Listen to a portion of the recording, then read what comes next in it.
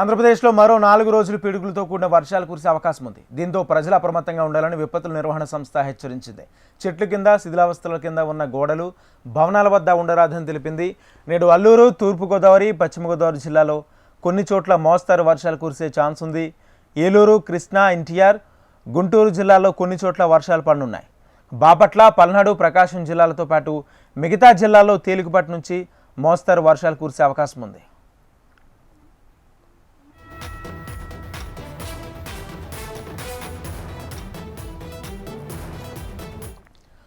ఆంధ్రప్రదేశ్లోని మరో 4 రోజుల పాటు పిడుగులతో కూడిన వర్షాలు కురిసే అవకాశం ఉంది. దీంతో ప్రజలు అప్రమత్తంగా ఉండాలని విపత్తుల నిర్వహణ సంస్థ హెచ్చరించింది.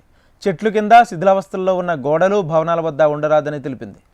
నేడు అల్లూరు, తూర్పుగోదావరి, పశ్చిమ గోదావరి జిల్లాలో కొన్ని చోట్ల మోస్తారు వర్షాలు కురిసే ఛాన్స్ ఉంది.